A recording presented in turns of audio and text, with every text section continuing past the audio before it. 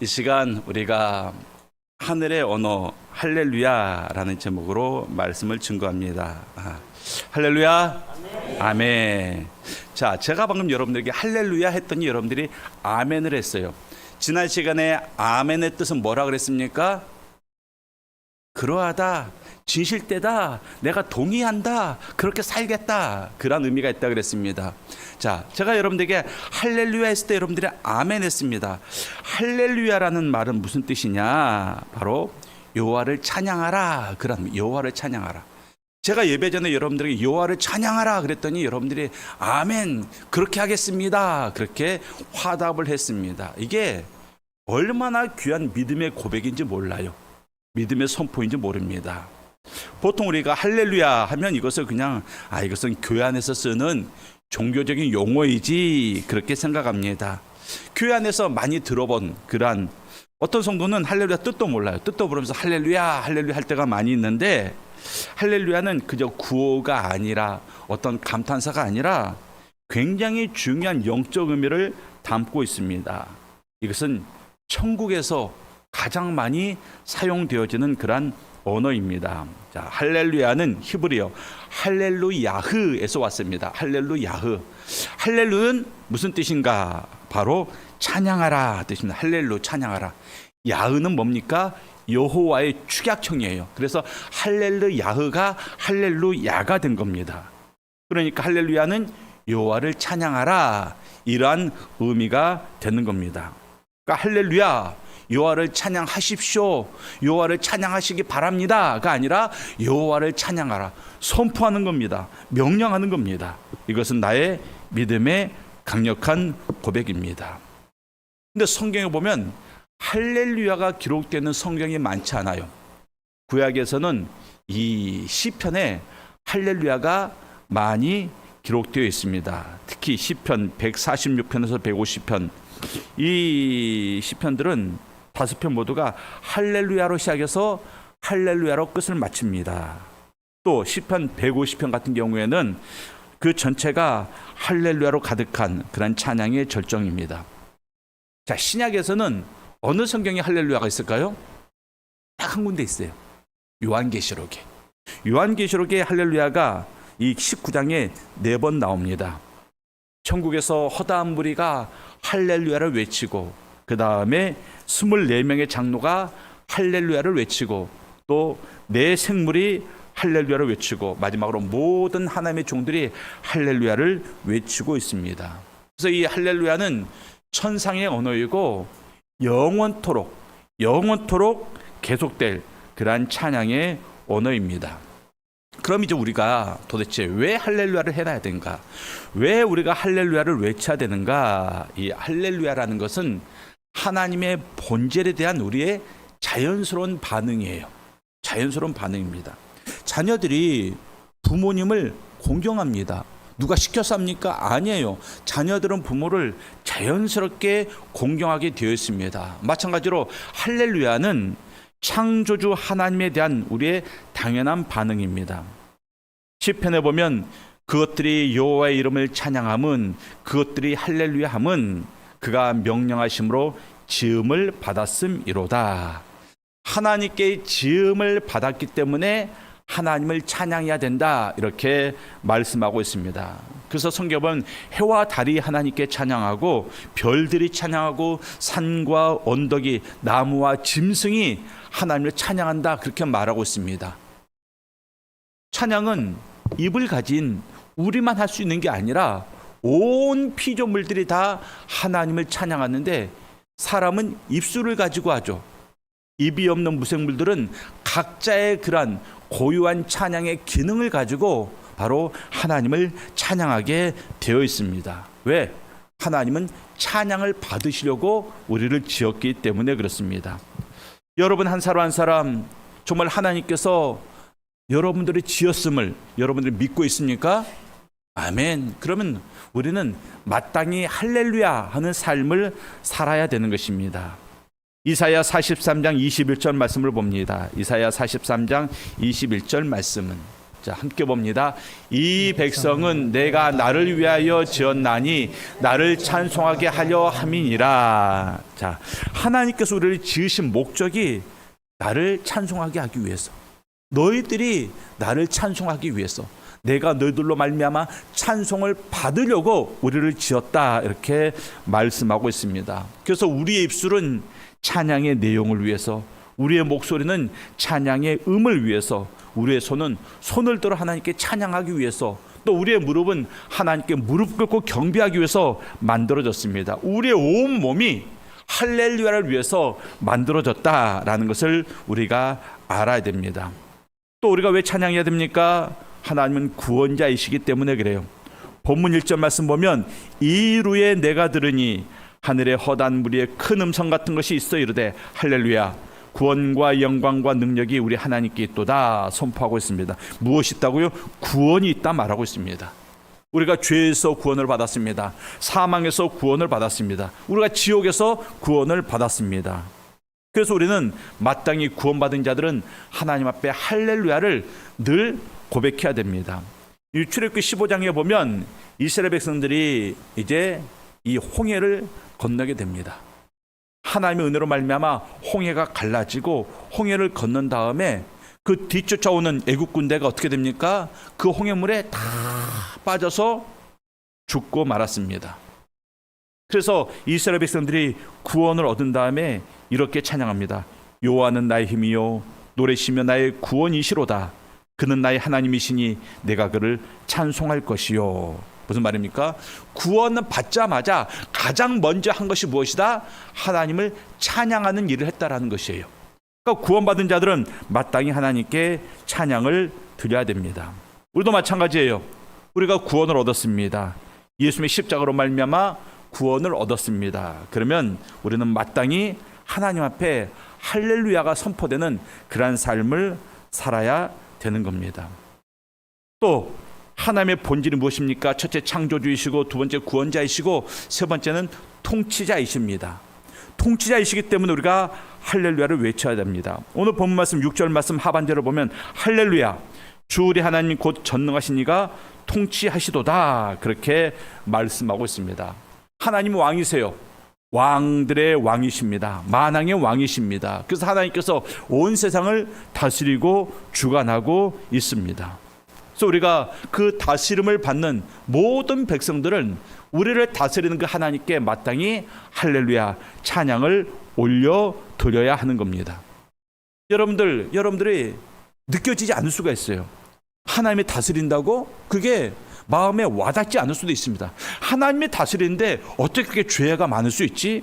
하나님이 다스리는데 어떻게 그렇게 불의가 승리할 수 있지? 어떻게 이렇게 사회가 혼란스러울 수 있지? 그러나 그럼에도 불구하고 하나님이 통치하고 있고 역사의 주관자는 하나님이심을 우리가 알아야 됩니다. 그리고 하나님께서 마침내 모든 것을 승리케 하심을 우리가 믿어야 할 것입니다. 그래서 우리는 늘 하나님의 통치하심을 받는 우리들은 하나님 앞에 할렐루야를 외치면서 살아야 됩니다. 첫째, 우리가 할렐루야를 외쳐야 되는 이유가 하나님의 본질에 대한 자연스러운 반응이라 그랬습니다. 두 번째로 우리가 할렐루야 왜 외쳐야 되니까 우리의 사명이기 때문에 그래요. 우리의 사명이기 때문에 우리가 예수를 믿은 다음에 우리에게 새롭게 주어진 직분이 있어요. 그 직분은 바로 제사장이라는 직분입니다. 베드로전서 2장 9절 말씀을 보겠습니다. 베드로전서 2장 9절 말씀을 우리 남성분들이 한번 읽도록 하겠습니다. 자, 남성분들 시작. 그러나 너희는 택하신 족속이요 왕 같은 제사장들이요 거룩한 나라요 그의 소유가 된 백성이니 이는 너희를 어두운 데서 불러내어 그의 기이한 빛에 들어가게 하신 이의 아름다운 덕을 선포하게 하려 하심이라. 자, 오늘 말씀에서 우리를 왕 같은 제사장들이다 말하고 있습니다. 여러분들 구약에서 제사장의 직무가 있습니다. 제사장의 직무 첫째는 하나님 앞에 제사를 드리는 겁니다. 제사를 드리는 겁니다. 두 번째는 백성을 위해서 중보하는 거예요. 그리고 세 번째는 하나님의 영광을 선포하는 것입니다. 그래서 성경에 보면 제사장들이 나팔을 불고 하나님을 선포하는 그러한 내용들이 나오고 있습니다. 여러분들이 제사장이에요. 제사장의 여러 가지 기능 가운데 여러분들이 하나님 앞에 찬양하는 이 기능을 우리가 잘 드러낼 수 있어야 됩니다. 또 우리가 어떤 존재입니까? 증인입니다. 증인. 자, 증인은 내가 보고 들은 것을 다른 사람에게 증거하는 사람이 증인이에요. 우리는 하나님의 은혜를 경험했습니다. 예수님의 구원을 우리가 체험했습니다. 성령의 능력을 우리가 맛보아 알고 있습니다. 그것을 증거하라는 거예요. 증거. 어떻게 증거합니까? 할렐루야로 증거하는 겁니다. 할렐루야로. 우리가 할렐루야 외칠 때 그 여호와를 찬양합니다. 그 고백 속에 무엇이 들어가 있습니까? 여호와는 위대하시다. 여호와는 선하시다. 여호와는 나의 구원자이시다. 그러한 고백들이 함께 들어가 있는 겁니다. 그렇기 때문에 우리가 할렐루야를 외치면 바로 우리는 하나님을 증거하는 그러한 삶을 살게 되는 겁니다. 여러분들 믿지 않는 사람들 앞에서 하나님을 증거해야 되잖아요. 근데 여러분들이 자 가까이 와보세요. 내가 믿는 하나님에 대해서 설명하겠습니다. 하나님은 이렇게 해가지고 태초에 천지를 창조하시고 그 다음에 이렇게 해가지고 그 하나님에 대해서 나에게까지 이를 때 거의 3박 4일이 걸릴 수도 있어요. 그러니까 우리는 사람들 앞에서 가장 쉽게 하나님을 증거하는 것이 무엇입니까? 할렐루야입니다. 할렐루야. 그 할렐루야 그 선포 가운데 하나님이 증거되더라는 것입니다. 또 우리는 어떤 자입니까? 천국을 예비하는 자들입니다. 요한계시록 19장 보면 천국의 모습을 보여주는데 천국의 모습이 어떻습니까? 천국에서는 막 여러분들이 막 좋은 옷을 입고 막 파티를 벌이고 그런 모습은 안 나와 있어요. 천국에서 요한계시록에서 나오는 이 천국의 모습은 끊임없이 하나님을 찬양하는 그런 모습이 나옵니다. 수많은 사람들이 허다한 무리가 할렐루야를 외치고 24장로가 할렐루야 화답하고 그들의 면류관을 하나님께 올려드리고 하면서 하나님께 경배하는 모습이 이 요한계시록에 자세히 기록이 되어 있습니다. 그러니까 여러분들은 천국을 예비하는 자들이잖아요. 여러분들 천국 가서 뭐 할까요? 천국 가서 배 두드리면서 잘 먹고 잘 살까요? 아닙니다. 여러분들이 천국 가서 해야 되는 일은 영원토록 하나님을 찬양하는 그 일을 하는 겁니다. 하나님의 영광 가운데 동참해서 그 찬양을 올려드리는 겁니다. 그래서 우리가 할 일이 무엇입니까? 이 땅에서도 찬양으로 말미암아 그 천국의 삶을 미리 준비하는 겁니다. 미리 예비하는 겁니다.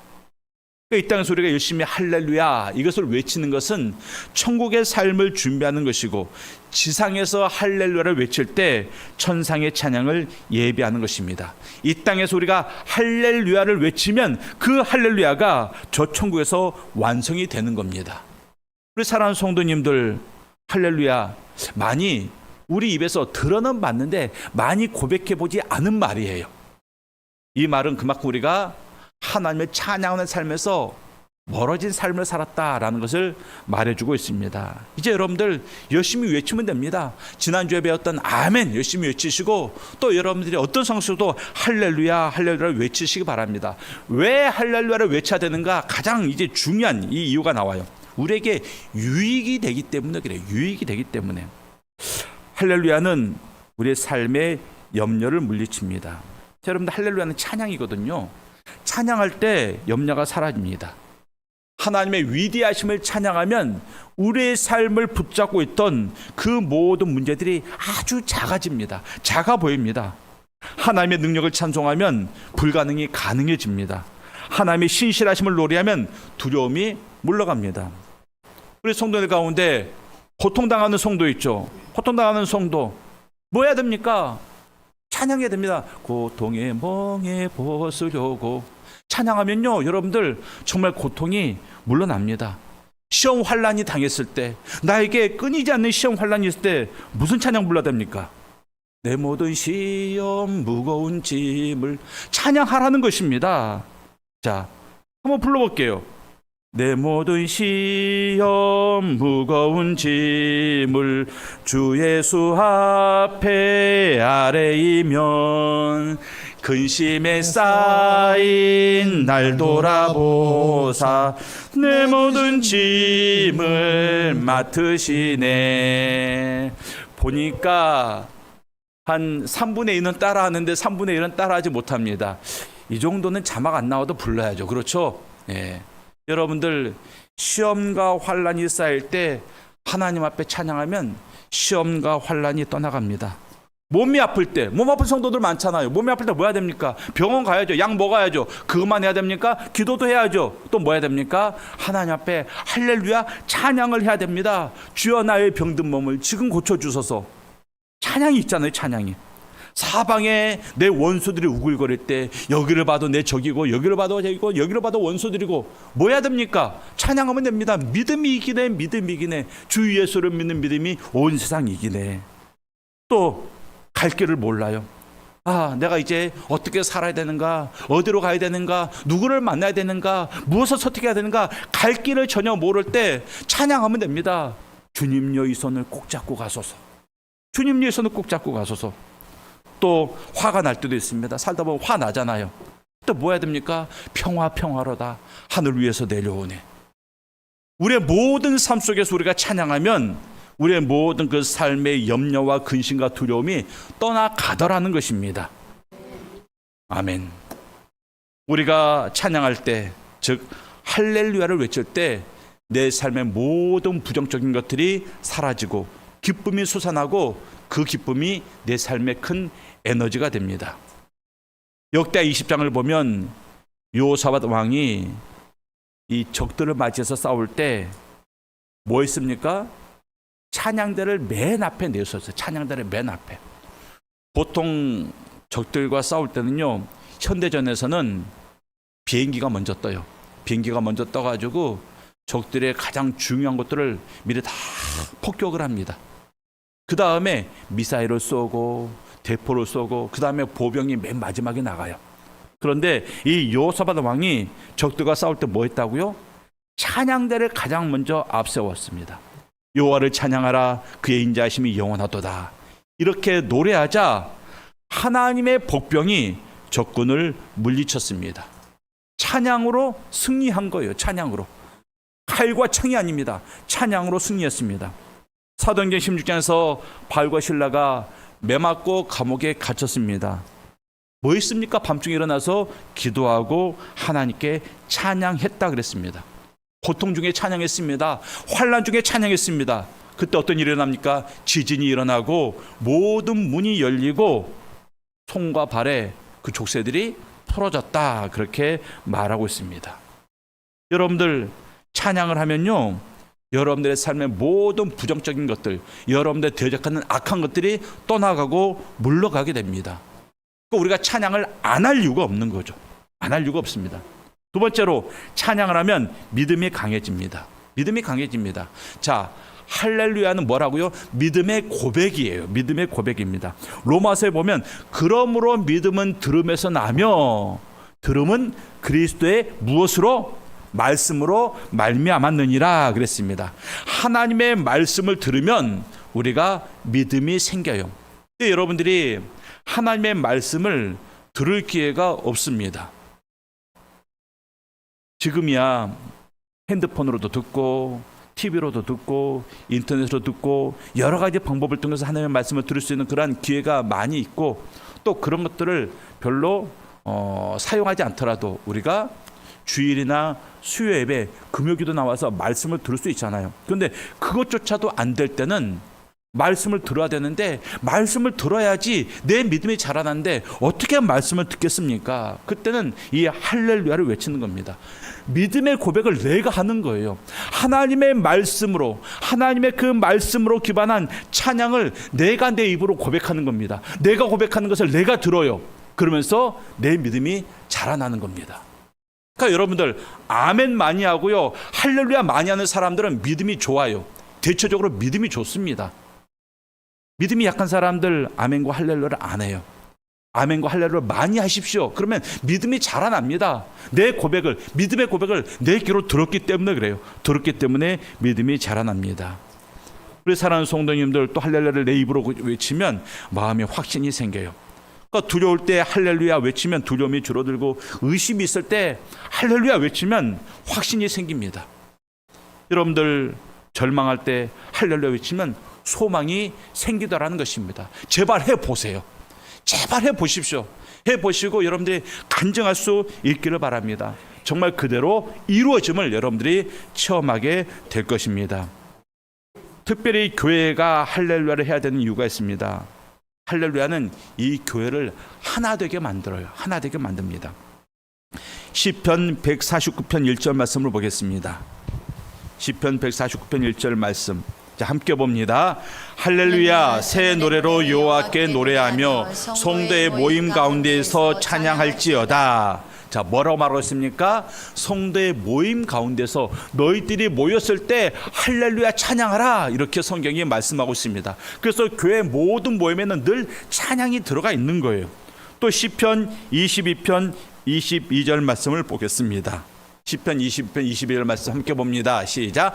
내가 주의 이름을 형제에게 선포하고 회중 가운데에서 주를 찬송하리이다. 어디서 찬송한다고요? 회중 가운데서. 여기서 말하는 회중은 믿음의 사람들이 모인 이 예배 회중을 말합니다. 이 예배 가운데 우리가 찬송한다 말하고 있습니다. 또 에베소서에 보면 이런 말씀이 있습니다. 시와 찬송과 신령한 노래들로 서로 화답하며. 서로 화답하며 무슨 말입니까? 서로 모였을 때 한 사람이 찬양하면 이 사람도 찬양으로 화답하고, 저 사람이 찬양하면 내가 찬양으로 화답하는 이런 모습을 말하고 있는 겁니다. 함께 찬양하는 거예요. 공동체가 함께 찬양할 때, 공동체가 함께 찬양할 때 어떤 역사가 일어납니까? 그 공동체가 찬양으로 하나 되는 역사가 일어납니다. 그러니까 여러분들 공동체 안에서 좀 다툼이 있고 분열이 있으면 뭐 해야 됩니까? 찬양을 많이 부르면 돼요. 같이 찬양을 많이 부르면 그 찬양 안에서 모든 부정적인 감정들이 다 녹아 사라집니다. 미움도 사라집니다. 원망도 사라집니다. 불평도 사라집니다. 그래서 할렐루야를 많이 외치는 공동체일수록 아름다워요. 행복합니다. 사랑이 넘칩니다. 또 우리 영성교회가 이 하늘의 언어 할렐루야를 많이 외치는 그러한 교회가 되어야 됩니다. 또 중요한 거 따라하겠습니다. 할렐루야는 기적을 일으킵니다. 기적을 일으킵니다. 베드로와 요한이 성전에 들어갈 때 나면서부터 안진뱅이 됐던 사람을 고쳐줬어요. 내가 은과 금은 내게 없거니와 내게 있는 것으로 내게 주노니 나사렛 예수의 이름으로 일어나 걸으라 했을 때 그 사람이 일어나 걸었습니다. 그 다음에 찬양했습니다. 고침을 받고 찬양했습니다. 근데 성경에 보면요, 반대의 경우도 있어요. 반대의 경우. 먼저 찬양이 있고 기적이 뒤따릅니다. 자, 앞서 얘기했다시피 여호사밧이 찬양하니까 승리가 왔습니다. 바울과 실라가 찬양했더니 옥문이 열렸습니다. 우리도 마찬가지예요. 우리가 먼저 할렐루야 찬양하면 삶 가운데 문제 해결이 있습니다. 해결된 다음에 할렐루야 감사합니다가 아니라 해결되기 전에 우리가 할렐루야를 외치면 기적이 임하더라는 것입니다. 문제가 해결되기 전에 할렐루야를 외치고 문제가 해결된 다음에는 하나님 감사합니다를 외치는 게 성도의 바른 고백의 순서입니다. 그러니까 여러분들 믿음의 할렐루야를 외치십시오. 그러면 삶 가운데 무엇이 있습니까? 기적이 따라오더라는 것입니다. 그럼 우리가 언제 할렐루야 외쳐야 되는가? 모든 상황 속에서 시편 34편 1절을 보겠습니다. 자, 함께 봅니다. 내가 여호와를 항상 송축하며 내 입술로 항상 주를 찬양하리이다. 언제 송축한다고요? 항상. 항상. 우리는 언제 찬양합니까? 예배 시간에. 아니죠. 예배 시간에만 찬양하는 게 아니죠. 우리는 지음을 받은 자는 마땅히 찬양해야 된다 그랬습니다. 구원받은 자들은 마땅히 찬양해야 된다 그랬습니다. 우리가 예배 시간에만 구원받은 자입니까? 아니잖아요. 우리 일상의 삶 속에서 우리는 구원받은 자들입니다. 그러니까 늘 항상 찬양을 해야 됩니다. 교회에서 자신 있게 찬양하고, 집에서도 여러분들 집에서 뭐예요? 집에서 찬양하는 거 얼마나 좋습니까? 우리 어머님들, 아내분들 집에서 살림할 때 찬양하십시오. 설거지 하면서 찬양하고. 설거지 요즘 안 하나요? 식세기 돌리나요? 식세기 틀어놓고 찬양하고, 청소기 돌리면서 찬양하고, 청소기 이게 빨래 이름도 까먹었다. 세탁기에 빨래 집어넣고 그 돌을 때 찬양하고 그냥 계속해서 찬양하면 되는 겁니다. 남자분들 직장에서 뭐 할 겁니까? 직장에서 찬양하십시오. 찬양하다가 상사한테 찍히는데요. 여러분들 업무 시간에 인터넷으로 딴짓하는 것보다 찬양하면서 업무 제대로 보는 게요 훨씬 복됩니다. 훨씬 더 좋습니다.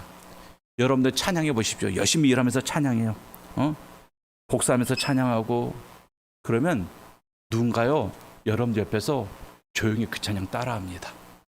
따라해요. 제가 경험해 봤어요. 저 직장생활 다닐 때 그랬거든요. 혼자서 찬양하면서 조용히, 크게는 못 부르니까 조용히 찬양하면서 업무 보고 있으면서 뒤에 있는 계장님이 따라 불러요. 그분도 집사님이거든요. 찬양 한 번도 못 해봤어요, 직장에서. 근데 누군가 찬양하니까 따라 부르는 겁니다. 여러분들 직장에서 뭐 합니까? 찬양하십시오. 여러분들 쉴 때도 찬양하시고, 제 여동생 얘기, 이게 가족 얘기 자꾸 하면 싫어하는데 제 여동생 그렇게 화장실에서 그렇게 찬양을 불렀어요. 화장실에서 일 보면서 그렇게 찬양을 불렀어요. 여러분들 우리가 찬양을 부르지 못할 환경은 없는 거예요. 찬양을 부르지 못할 환경은 아무것도 없습니다. 여러분들 예를 들어보십시오. 어떤 환경에서 찬양을 못한다? 없습니다. 그런 거. 우리가 어떤 상황 가운데 있든지 우리는 여전히 구원자이고 우리는 여전히 하나님께 지음을 받은 자이기 때문에 우리는 모든 상황 속에서 하나님을 찬양할 수 있습니다.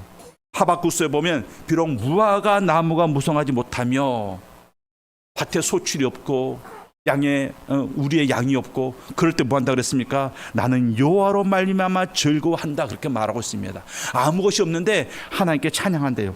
욥도 그랬습니다. 모든 재산을 다 잃어버리고 자기의 10명의 자식들이 한꺼번에 죽었을 때 뭐 했습니까? 주신 이도 여호와시요 거두신 이도 여호와이시니 여호와의 이름이 찬송을 받으실지어다.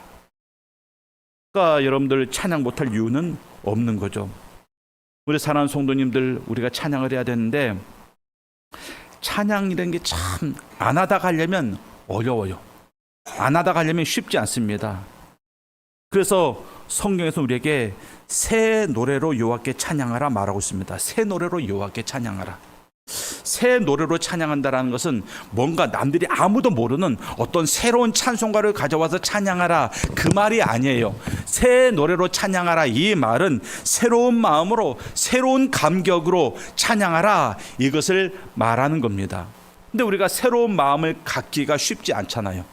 어제 가졌던 마음 오늘 또 가지고 있고 오늘 가졌던 마음 내일도 가지고 있고 새로운 마음은 갖기가 쉽지 않습니다. 그러다 보니까 새로운 찬양이 안 나와요. 근데 우리에게 굉장히 좋은 기회가 주어졌습니다. 새로운 성전이 있잖아요. 여러분들 새로운 성전이 있습니다. 장소가 바뀌면요 마음이 새로워져요.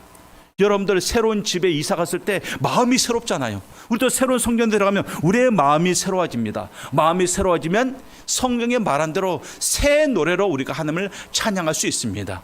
여러분들 새 성전에 들어와서 날마다 할렐루야 할렐루야 찬양하십시오. 1층에서도 찬양하고 2층에서도 찬양하고 4층 식당에서 찬양하고 옥상에서 저 도봉산과 북한산을 바라보면서 찬양하고 여러분들 계속해서 찬양하십시오. 근데 거기 가서만 할 겁니까? 거기 가서 찬양을 잘하려면요 지금부터 열심히 연습을 해야 됩니다.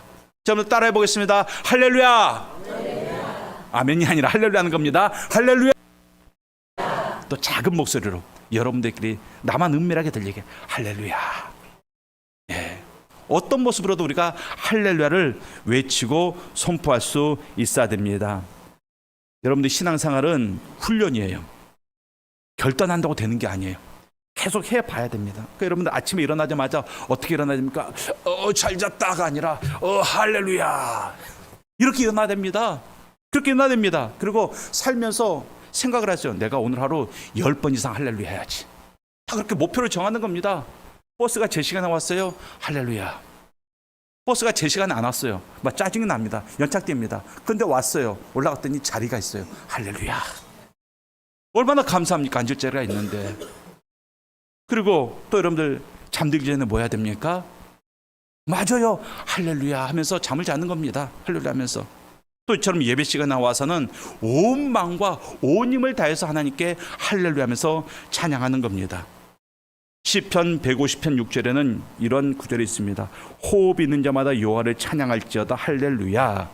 자, 호흡 있는 자마다 여호와를 찬양할지어다 할렐루야. 자, 여호와를 찬양할지어다가 할렐루야라 그랬죠. 할렐루야가 여호와를 찬양할지어다 그랬죠. 근데 자, 반복되어 나왔습니다. 여호와를 찬양할지어다 할렐루야. 그래서 원어 성경은 어떻게 된 줄 아세요? 할렐루야, 할렐루야 그렇게 되어 있어요. 할렐루야, 할렐루야 되어 있는데 우리가 해석은 여호와를 찬양할지어다 할렐루야 그렇게 해석을 하고 있습니다. 우리 사는 성도님들, 여러분들이 지금 이 자리에서부터 할렐루야를 입술로 외치고 마음으로 외치고 삶으로 외칠 수 있기를 바랍니다. 이곳에서 외치는 할렐루야가 저 천국에서 완성되는 그런 은혜를 누릴 수 있기를 바랍니다. 기도하겠습니다. 하나님 아버지, 은혜를 감사합니다. 우리 사랑하는 성도님들 입술 가운데 이 천상의 언어, 천국의 언어 할렐루야가 날마다 있게 하여 주시옵소서. 하나님 아버지, 정말 우리가 어떤 상황 속에서도 할렐루야를 외칠 수 있음을 배웠습니다. 하나님, 정말 우리가 믿음의 말이 아닌 세상의 말이 나오려고 할 때, 또 인간의 말이 나오려고 할 때 우리가 할렐루야를 외침으로 말미암아 천상의 언어를, 하늘의 언어를, 믿음의 언어를 바라는 우리 성도들 다 되게 하시고, 우리가 할렐루야를 외치는 그 순간 하나님 우리들로 말미암아 영광 받아 주시고 할렐루야 찬양이 있는 곳에 임재하여 주시옵소서. 하나님, 우리 모든 성도님들이 있는 곳에서 찬양하게 하시고 저들의 가정에서 할렐루야 찬양하게 하시고, 특별히 우리 영성교회가 할렐루야로 하나님 앞에 서로 화답하며 찬양하는 가운데 온전히 하나 되는 귀한 역사가 있게 하여 주시옵소서. 예수님 이름으로 기도합니다. 아멘.